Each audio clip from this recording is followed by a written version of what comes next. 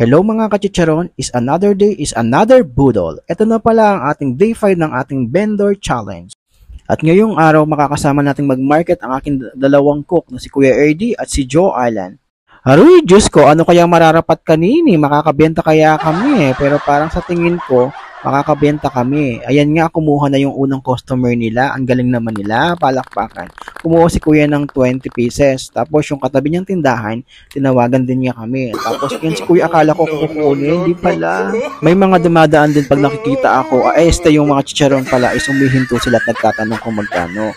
Ayan naman ako yan, nasa loob ako ng kolong-kolong. Since nasanay naman magligaw yung dalawa, ayan, sila na ang bumababa. Sabi ko sa kanila, kausapin nila, lalo na pag babae, pagganahin naman yung kagwapuhan nilang dalawa.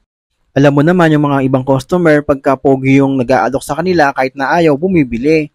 Pag naman pangit, hindi pa nga bumababa ng tricycle, umaayaw na kaagad. Nasa nung stisya. Ay, at maya-maya na nga bumaba na ako sa kulong-kulong. Sumama na rin akong maghalok sa kanila. Ito yung isang sa mga customer namin na bagong customer namin na nakuha. Siyempre naman, hindi namin yan tatantanan na saan hindi yan kukuha. Nagpa-pre-taste pa nga kami. Sa natural, hindi pa payag si Mayora nung walang pa-pre-taste. Ayan si Kuya, nung tinikman yung chicharon namin, nung una ayaw niyang kumuha. Nung matikman niya, nako po, masarap pa daw sa asawa niya. Ayun lang nga, kumuha si Kuya. Nung una, ang gusto niyang kunin is parang pang-ulam lang nila. Pero nung sabi niya is masarap naman daw yung chicharon, kaya yun, kumuha na siya ng santali at susubukan niyang ibenta sa kanilang tindahan. At syempre, habang nakita kami ng mga nagta-tricycle driver, hindi namin pinalampas yung mga nagta-tricycle driver na yan. Ayan, nagpatikim kami sa kanilang ng napakasarap naming chicharon.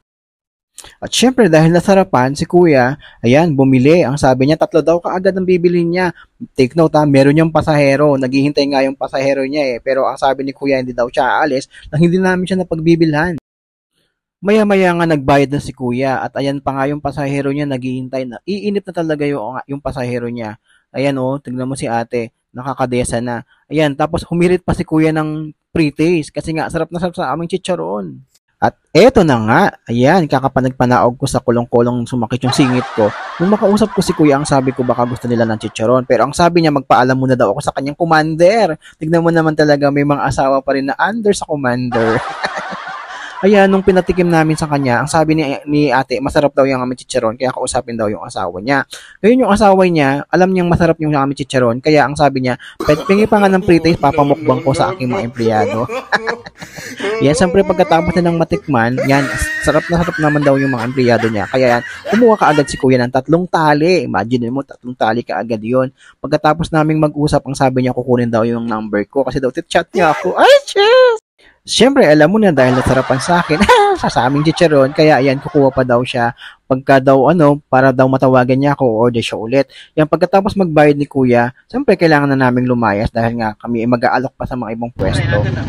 Pakinggan natin yung dalawa kung paano sa naman ligaw ng mga customer.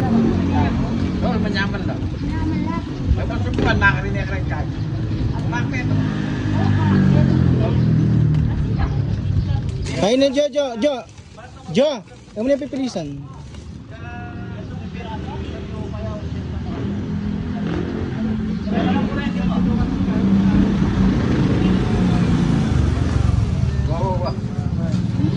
Wala ako lang po kamat, laban na ko.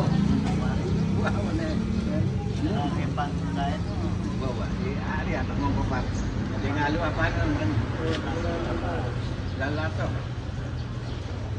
Subukan mo na, punta ka lang, pagpagandor yan. Ganti niya palang number, mawar na ako.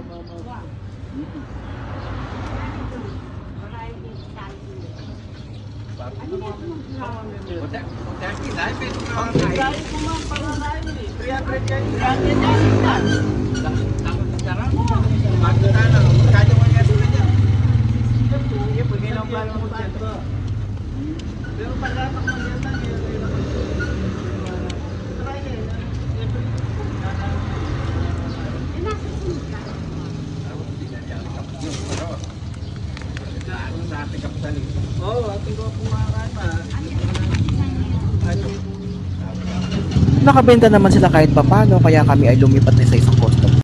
Aroy, Diyos ko, dito ka talaga matatawa kay tatay. Diyos ko, naubos na nga niya yung aming papritais, hindi pa daw niya malasahan. Naku naman, ako may mga ganyan talagang klaseng customer. Sa haba-haba ng aming pag-uusap, sa utang lang din pala mapupunta. Diyos ko, hindi pa kami pwedeng magpa-consignment. Kami hindi pa yung mayaman. Buti pa ang mga gasoline ladies na to bumili sa amin nung una. Isa lang ang binili nila, pero nung matikman nila na masarap ang aming mga chicharon, bumili sila ng 9 pieces po ang kinuha nila.